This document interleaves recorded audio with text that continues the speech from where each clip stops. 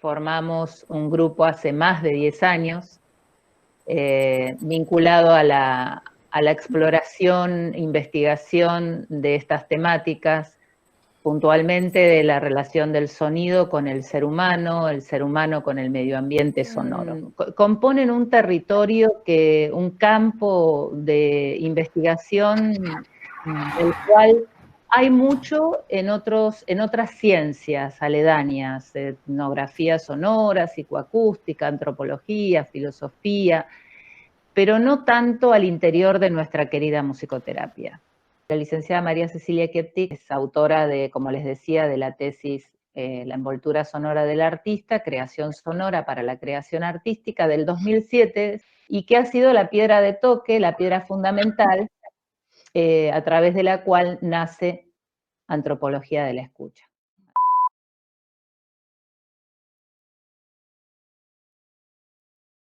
Venimos a plantear algunos interrogantes, a pensar lo sonoro, a pensar nuestra relación con lo sonoro. Si bien partimos desde mi tesis de musicoterapia, ingresamos a otro lugar que llamamos antropología de la escucha, donde nos planteamos cuál es el lugar del sonido en la vida social. Más allá del territorio de la consulta clínica, ¿no? O sea, uno empieza a pensar tal vez desde el ruido, desde la contaminación, desde la molestia, pero detrás de eso hay un fenómeno mucho mayor. En el año 2007, Cecilia presenta su tesis de licenciatura. Es claramente una tesis de musicoterapia. Sin embargo, yo sentí que rebasaba la musicoterapia. Nuevamente surge la pregunta, ¿a qué ciencia pertenece esa tesis? Más allá de que es de la disciplina musicoterapéutica, no solo el que pertenece, sí, es musicoterapia, pero ¿a qué contexto más amplio o más transversal pertenece? La antropología es el estudio del hombre, retengamos la definición de diccionario, ¿no? No es que no somos antropólogos. Así como existe una antropología de las religiones, cuyo objeto es lo religioso, una antropología de la política, cuyo objeto es lo político, podía pensarse una antropología del sonoro o una antropología de las escuchas. ¿Y cuál es entonces el objeto de estudio de una antropología sonora y de una antropología de la escucha? El homo audiens, ¿no? Vamos a estudiar el hombre, el antropos, en situación de escucha como un recorte.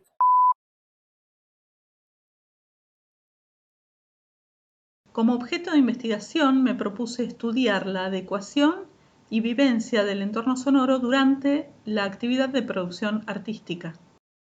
La hipótesis se refiere al objetivo principal y plantea que la característica que distingue al contexto sonoro de la Ciudad de Buenos Aires es el ruido, y por esto brinda un contexto limitador y perjudicial para el trabajo artístico, lo que motiva necesariamente la adecuación acústica del lugar de producción. Todo esto es una hipótesis, así que plantear qué es ruido, si es ruido toda la Ciudad de Buenos Aires, si limita, si es perjudicial, bueno, todo eso se va poniendo en tela de juicio durante la investigación.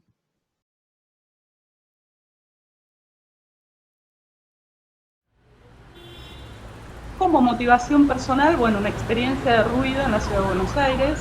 Hay lugares que son silenciosos, pero particularmente en mi caso me ha pasado mudarme a un lugar muy silencioso y que enfrente luego se abra una cancha de fútbol. O sea. Y también hay una experiencia de escucha inesperada. Esta no es mi primer carrera fue geografía, que estudié en la UBA, y allí en una experiencia que hicimos de trabajo de campo, fuimos al Palmar de Colón, guiados por un biólogo, y era una experiencia en trabajo de campo de tipo cuantitativo, de observación, de descripción, pero en un momento guía, biólogo de la escuela de Maturana, nos pidió que nos sentáramos en un lugar determinado, cerca de un arroyito, que cerráramos los ojos y escucháramos.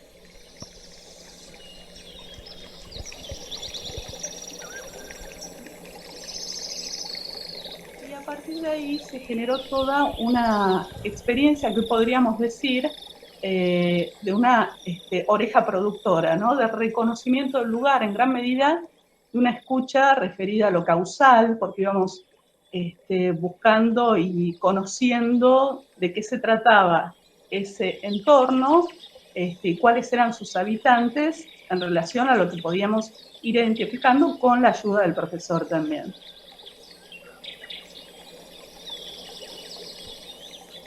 Un escritor como Marcel Proust escribía en una habitación forrada con corcho. Planteaba que tenía que escribir completamente en silencio. Bueno, Gustav Mahler pedía que le sacaran los encerros a las vacas que estaban alrededor porque lo distraían también de su composición.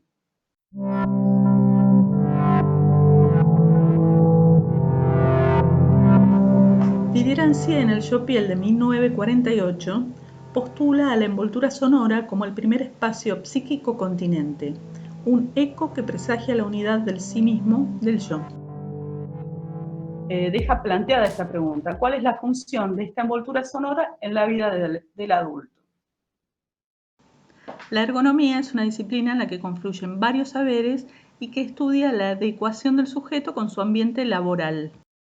Y ahí encontré una tabla de correlatividad entre el ambiente sonoro, pero sobre todo en función de los decibeles, o sea, de la intensidad. Entonces, correlacionaban los decibeles con el tipo de actividad laboral. Y encontraban que era inversamente proporcional en este sentido. A menor actividad intelectual, mayor cantidad de decibeles se podían permitir. Y la actividad artística encontré que estaba fuera de esa tabla, no había ninguna especificación.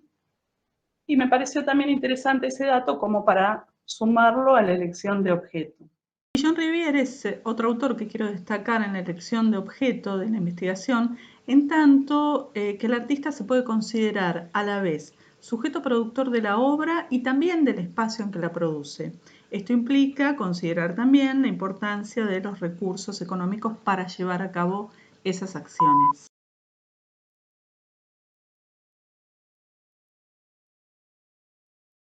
Destino no sabido es un paper que ya tiene más de 10 años, en donde yo propongo, casi como metaforizando el concepto de escucha, el concepto de oreja colectiva. Es un texto que explora las diferentes relaciones que el sujeto tiene con su medio ambiente sonoro. Es un texto que recorre mucha bibliografía, que tal vez sea por eso que rebalsa lo musicoterapéutico. La propuesta es pensar a la escucha desde esta construcción social, política le podríamos agregar hoy, que se posiciona desde este lugar.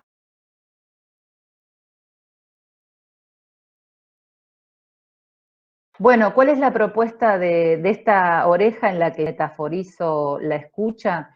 Es una oreja que se posiciona como más como desde la producción, ¿sí?, de escucha, que desaloja una posición más pasiva y se convierte a un signo que la potentiza y la posiciona en territorios de enunciación, de sorpresa, de enigma y de devenir insospechado. ¿Cuáles serían las categorías de esta oreja, de la piedra nodal de nuestro desarrollo en la antropología de la escucha? Poder identificar el campo de lo sonoro y su vinculación con los seres humanos y su vinculación con lo sonoro, identificar, explorar y analizar ciertos atributos del sonido, ¿sí? Ponerle palabras. Cuando decimos ponerle palabras es esto en relación a los marcos teóricos, ¿sí? Ponerle trabajo de campo, experiencia, que deviene luego en investigaciones. Bueno, lo que sí es cierto es que encontramos un vacío, digamos, en el campo, sobre todo de nuestra disciplina. Y esto es también una paradoja, siendo que justamente es una disciplina cuya materia, o la materia que le da especificidad a nuestra profesión, a nuestro trabajo, es, entre tantas cosas, el sonido.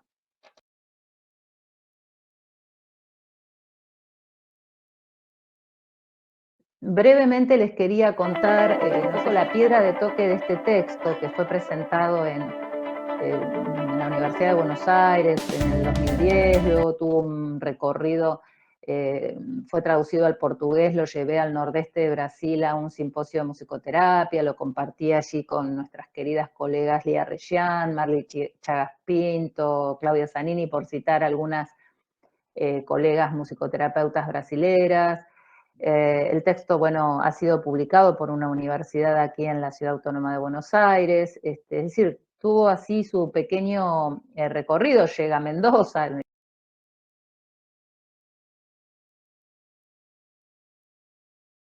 Leyendo a Gastón Bachelard en La poética del espacio, que describe al París furioso, al París ruidoso, imagínense, principios del siglo pasado, qué ruidosidad podía haber en ese París, bueno, no sé, lo tenemos que imaginar. Él dice que a pesar de esta ruidosidad, él puede escuchar un pájaro. Es que se produce la escucha, hay una intencionalidad, ¿sí?, en esa trama sonora, comunitaria, densa, como puede ser la de una ciudad, digamos, hay una multiplicidad de sonidos desde todos los niveles categoriales para describirlos, por altura, rugosos, largos, cortos, etcétera.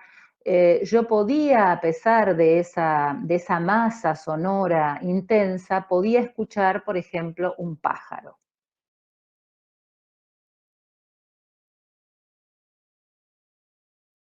Advertir que la escucha es, además de un ente sustantivo, una marca de relación con el otro, una forma, un tejido social, una descripción densa. No escuchamos en soledad, no hay una oreja, sino todas las orejas, no hay una sola interpretación, sino todas las interpretaciones, constituyendo una nueva especie dentro de tantas posibles formas taxonómicas para reconocer la escucha. Una auralidad colectiva.